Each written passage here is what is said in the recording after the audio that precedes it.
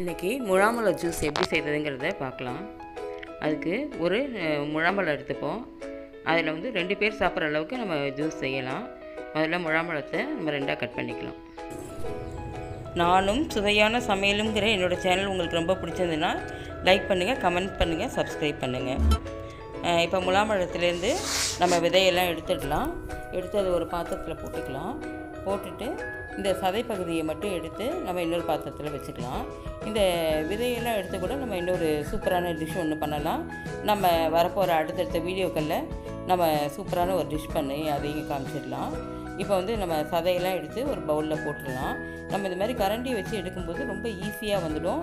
நம்ம இந்த முழாம்பழத்தையும் நல்லா கப் மாதிரி பிடிச்சிட்டு அதுலேருந்து ஒரு கரண்டியை வச்சு எடுக்கும்போது ரொம்ப ஈஸியாக இருக்கும். நம்ம நைஃப்பில் எடுக்கிறத விட இது ரொம்ப ஈஸி.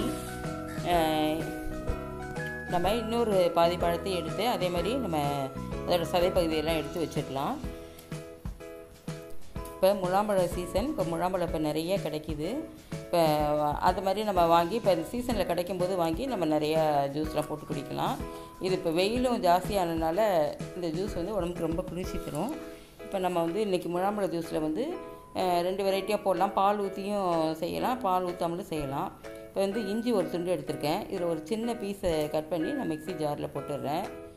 அதுக்கப்புறம் நம்ம எடுத்து வச்சுருக்க இந்த முழாம்பழத்து துண்டுகள்லாம் எடுத்து நம்ம மிக்ஸி ஜாரில் சேர்த்துடலாம். இன்றைக்கி நம்ம வந்து தண்ணி ஊற்றி தான் இப்போ நான் இன்றைக்கி செய்ய போகிறேன்.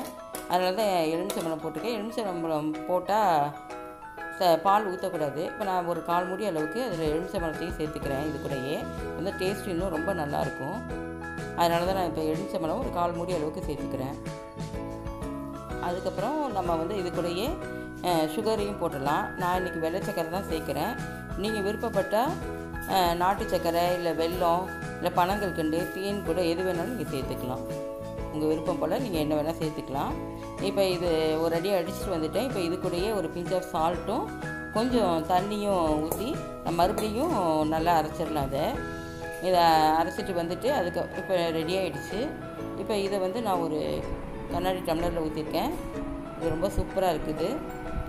நீங்களும் உங்கள் வீட்டில் செஞ்சு பார்த்து உங்கள் கமெண்ட்ஸ் எனக்கு சொல்லுங்கள். தேங்க்யூ.